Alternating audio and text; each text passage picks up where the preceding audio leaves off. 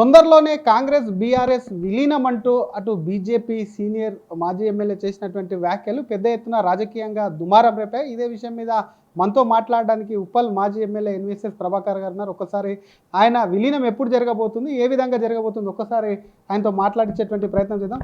Sir, మీరు చేసిన వ్యాఖ్యలు రెండు పార్టీల మధ్య కూడా ప్రకంపనలు సృష్టిస్తున్నాయి. నాయకులు కూడా పెద్ద ఎత్తున ఆలోచన పడ్డారు, ఎప్పుడు విలీనము, అసలు సోర్స్ ఏందని అడుగుతున్నారు. ఇంతకు ప్రభాకర్ గారికి వచ్చినటువంటి సోర్స్ ఏంది కొంచెం రివీల్ చేస్తారా సార్? ఇప్పుడు జరుగుతున్న క్రమంలో అనేక సంఘటనలు, అనేక సందర్భాల్లో ఢిల్లీ యొక్క అధిష్టానం యొక్క వ్యవహారం, కేసీఆర్ యొక్క వైఖరి, ఈ అన్నిటినీ కలిపి చూస్తూ ఆలోచిస్తుంటే బీఆర్ఎస్ ఏదైనా చేస్తుంది, ఎప్పుడైనా చేస్తుంది, అనుకున్నది చేస్తుంది అన్నది చాలా సందర్భాల్లో రుజువైంది. దాంట్లో ఒక విషయానికి వస్తే బీఆర్ఎస్ టీడీపీతో కూడా శాసనసభ ఎన్నికల్లో కలిసి పోటీ చేసింది, కాంగ్రెస్తో కూడా కలిసి ఎన్నికల్లో పోటీ చేసింది. అంతేకాదు కాంగ్రెస్ యొక్క మంత్రివర్గంలో కూడా బీఆర్ఎస్ చేరినటువంటి విషయం కూడా మనం చూసాం. ఉద్యమ పార్టీ అన్నది రాజకీయ పార్టీగా మారింది, ప్రాంతీయ పార్టీ అన్నది రాజకీయ పార్టీగా మారింది, టీఆర్ఎస్ బీఆర్ఎస్గా అవతారం ఎత్తింది.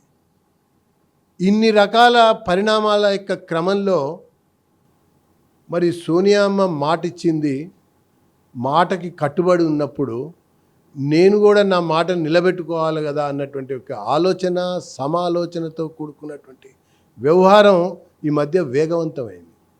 ఆ వేగవంతమైనటువంటి ఒక క్రమంలో భాగంగా మరి జూన్ 2 డిసెంబర్ 9 అన్నదే తేలాల్సింది, మిగిలింది. కానీ బీఆర్ఎస్ 2 సార్లు అధికారంలో ఉన్నటువంటి పార్టీ, కాంగ్రెస్ ఎన్నో ఏళ్ళు దేశాన్ని రాష్ట్రంలో పరిపాలించినటువంటి పార్టీ. ఈ రెండు పార్టీలు ప్రస్తుతం యాక్టివ్గా ఉన్నాయి, పనిచేస్తున్నాయి, వారు ఒకరికొకరు ప్రభుత్వం కోసం కొట్లాడుతున్నాయని కొంత చర్చ కూడా జరుగుతుంది. వాటికి కలిసేంత అవసరం ఏముందని అనుకుంటున్నారు సార్? ఈ నాయకుల ప్రకటనలే మనకు అర్థమవుతున్నాయి కదా. ఢిల్లీ దోస్తి కనబడ్డది, చెన్నై చెలిమి బలంగా కనబడ్డది. ఢిల్లీ ఎన్నికల్లో బీజేపీ గెలిచిన తర్వాత కేటీఆర్ వ్యాఖ్యలే దీనికి ఉదాహరణ. చాలా స్పష్టంగా కాంగ్రెస్ అనవసరంగా మరి కేజ్రీవాల్ని దూరం చేసుకుంది, కలుపుకున్నట్టయితే బీజేపీని ఎదుర్కొనే వాళ్ళం అని చెప్పని అన్నారు. ఈ పరిణామాలు చూడండి, మనకు కనబడుతున్నటువంటి వ్యవహారం. ఇంకా ఆలోచన చేస్తే మరొక వైపున రేవంత్ రెడ్డి గారి యొక్క ప్రకటనలు ఈ మధ్యకాలంలో, వారి యొక్క నిస్సహాయ స్థితి, వారు ఒక రకంగా ప్రభుత్వాన్ని నడపడమే కష్టమా అన్నట్టుగా మాటలు కూడా ఆర్థిక పరిస్థితి విషయంలో చూసాం, సంక్షేమం అమలు విషయంలో చూసాం. సిఎల్పి యొక్క మీటింగ్లో కూడా అరే మీరందరూ కూడా ప్రతిపక్షాలను ఎదుర్కోకపోతే ఎట్లా, నిలదీయకపోతే ఎట్లా అన్నటువంటి ఒక నిస్సహాయ స్థితిని కూడా ఆయన ప్రదర్శించినటువంటి సందర్భం కనబడ్డది. మరొక వైపున గత 10 సంవత్సరాల బీఆర్ఎస్ పాలన సమయంలో సిఎల్పిని బీఆర్ఎస్ విలీనం చేసుకుంది, శాసనసభలో, శాసన మండలిలో. అరే ఇప్పుడు బీఆర్ఎస్ఏ మన ఈ సిఎల్పి కాంగ్రెస్ని విలీనం చేసుకుంటే తప్పేంటి అన్నట్టుగా అనిపిస్తుంది వాళ్ళకి. కాబట్టి ఇప్పుడు జరుగుతున్నటువంటి క్రమంలో ఖచ్చితంగా రాబోయేటువంటి కాలంలో బీఆర్ఎస్ కాంగ్రెస్లో విలీనం అవ్వడం ఖాయం. దానికి సంబంధించి ఢిల్లీ దూతలు కార్యాచరణతో పాటు కాగల కార్యాన్ని ఇప్పటికే సగం పూర్తి చేశారు. ఎవరెవరు మాట్లాడారు? ఎవరెవరు మాట్లాడుకున్నారు? కేసీఆరా, కేటీఆరా, ఎవరితో డీల్ చేశారు పార్టీని విలీనం చేయడానికి? నేరుగా కేసీఆర్ గారితోనే మాట్లాడతారు. ఎవరు మాట్లాడినా నేరుగా కేసీఆర్ గారితోనే మాట్లాడతారు. ఈ మాట్లాడినటువంటి మాటలు ఆ కుటుంబంలో ఉన్నటువంటి నలుగురు నడుమ చర్చకు వస్తుంది. ఆ చర్చల్లో మొదటి నుంచి కూడా టీఆర్ఎస్ని బీఆర్ఎస్గా మార్చడాన్ని వ్యతిరేకించింది హరీష్ రావే. ప్రాంతీయ పార్టీని జాతీయ పార్టీగా చేస్తానన్నప్పుడు అడ్డుకుందామని చెప్పని చూసింది కూడా హరీష్ రావే. ఒకవైపున కవిత జైలు పాలవటం, మరొక వైపున కేటీఆర్ అనేక అవినీతి అక్రమాల్లో కూరుకుపోవటం, ఇంకొక వైపున విచారణ పేరు మీద కేసీఆర్కి నోటీస్, హరీష్ రావుకి నోటీస్, మరి కేటీఆర్కి నోటీసులు అందుకుంటున్నటువంటి తరుణం. ఈ తరుణంలో మన పాత్ర ప్రధాన ప్రతిపక్షమా, లేకపోతే అధికార పక్షంతో కలిసిపోయి ప్రభుత్వంలో పాలు పంచుకోవటమా అన్నటువంటి ఒక అంశంలో తర్జన భర్జనలు జరుగుతూ ఉన్నాయి. ఈ తర్జన భర్జనలో కాంగ్రెస్ పెట్టినటువంటి షరతు యొక్క ఆధారంగానే హరీష్ రావు చేత ఆ రోజు ఈ మాటని పలికిచ్చారు. అంటే కేసీఆర్ నాయకత్వానికి కట్టుబడి ఉన్నాను అని అంటూనే అవసరమైతే కేటీఆర్ని అధ్యక్షుని చేస్తే కూడా నేను కలిసి పనిచేయడానికి సిద్ధంగా ఉన్నాను అని చెప్పడం ద్వారా చెప్పించడం ద్వారా ఒక సంకేతాన్ని అధిష్టానానికి స్ట్రాంగ్గా మేమంతా ఒకటే బీఆర్ఎస్ అన్నట్టుగా ఇచ్చారు.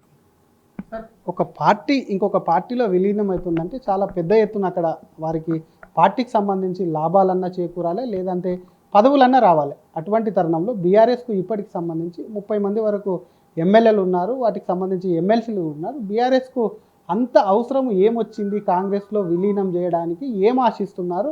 మీరు అన్నట్టుగా నిన్న నిజంగానే కేసీఆర్ సీఎం అయ్యే అవకాశం ఉందంటారా కాంగ్రెస్ ఒకవేళ విలీనం చేస్తే? ఏం జరుగుతుందన్నది చూడాలి మనం. ఇప్పుడు బీఆర్ఎస్ కాంగ్రెస్ విలీనం అవటం అనేటువంటి ఒక ప్రక్రియకి సన్నాహాలు తుది రూపానికి చేరుకున్నాయి. కానీ సీఎం మార్పు కూడా ఉంటుంది అని చెప్పి మీరు చెప్పాను కదా, తుది రూపానికి చేరుకున్న తర్వాత నాయకత్వం అనేటువంటి ఒక అంశం వస్తుంది.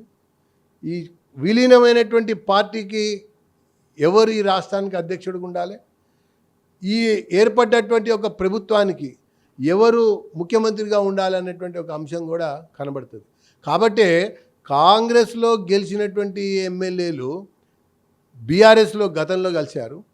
ఇప్పుడు బీఆర్ఎస్ నుంచి గెలిచినటువంటి ఎమ్మెల్యేలు కాంగ్రెస్ టికెట్ మీద పోటీ చేశారు ఎంపీ ఎన్నికల్లో. అంటే ఏ రకంగా కలిసిమెలిసి చట్టాపట్టాలు వేసుకొని అడుగులు ముందుకేస్తున్నారో మనం చూస్తున్న నేపథ్యంలో ఖచ్చితంగా కాంగ్రెస్లో ఎవ్వరు కూడా సంవత్సరం కంటే మించిన ముఖ్యమంత్రి కాలం లేదు ఎవరిది కూడా. కాబట్టి ముఖ్యమంత్రి నాయకత్వం మార్పిడి కాంగ్రెస్లో జరుగుతుంది, విలీన ప్రక్రియ పూర్తవుతుంది.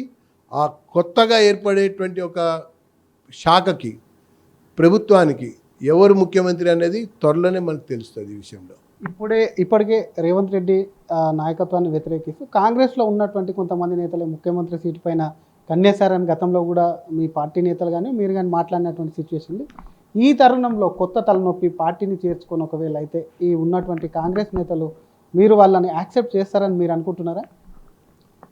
ఇప్పుడు నేను ఇందాక చెప్పాను, లాస్ట్ 10 years పాలనలో అసలు కాంగ్రెస్ పూర్తిగా బీఆర్ఎస్కి అనుబంధ సంస్థగా మారింది. శాసనమండలి, శాసనసభ, సిఎల్పీలు విలీనమైనవి. మిగిలి ఉన్న నాయకులు కూడా ఏ సందర్భంలో కూడా కేసీఆర్ని ప్రతిఘటించినటువంటి పాపాన పోల, నిలదీసినటువంటి సందర్భం కూడా రాలా. వీళ్ళ గుండెలు కేసీఆర్ కోసం కొట్టుకున్నాయి. ఆ కొట్టుకున్నటువంటి గుండెల్ని కేసీఆర్ దరి చేర్చుకున్నాడు అన్నట్టు. గతంలోనే ఇప్పుడు కూడా రేవంత్ ముఖ్యమంత్రి అయిన తర్వాత రేవంత్ పీసీసీ అధ్యక్షుడిగా ముందుకెళ్తున్నటువంటి తరుణంలో కూడా ఒక major section of the Congress wants to have alliance with BRS ఇనిషియల్గా. కానీ ఇప్పుడు అధికారం వచ్చిన తర్వాత జరుగుతున్నటువంటి ఒక క్రమంలో విలీనమే మార్గం, అదే సుగమనం, దాని ద్వారానే మన పార్టీని ప్రభుత్వాన్ని కాపాడుకోగలుగుతాం అన్నటువంటి అభిప్రాయానికి ఈరోజు అధిష్టానం వచ్చింది. కేసీఆర్ వచ్చాడు, ఇక్కడ మిగతా ఎవరైతే పరిశీలకులు ఉన్నారో వాళ్ళకు కూడా కలిగింది. మరొక వైపు కాంగ్రెస్ నేతలు మీ పైన మండిపడుతున్నారు. నిన్న ఈ వ్యాఖ్యలు చేసినప్పటి నుంచి ప్రధానంగా అద్దంకి కూడా మాట్లాడుతూ కారుకూతలు మానుకోవాలి, గతంలో ఇదే వ్యాఖ్యలు చేసి ఎన్వీఎస్కు తగిన బుద్ధి చెప్పాము, మరొక్కసారి ప్రభాకర్ గారు ఇదే విధంగా మాట్లాడితే దానికి తగిన మూల్యం చెల్లించుకోక తప్పదు అని చెప్పి కూడా వాళ్ళు మీ మీద కొన్ని ఆరోపణలు చేస్తున్నారు సార్. ఇప్పుడు నేను ఒక ఇన్ఛార్జ్ విషయంలో మాట్లాడినాక వాళ్ళు ఏదో నా మీద అది చేయాలి ఇది చేయాలన్నట్టుగా ఒక నోటీస్ పంపారు. ఆ ఇన్ఛార్జిని ఎందుకు మార్చారు?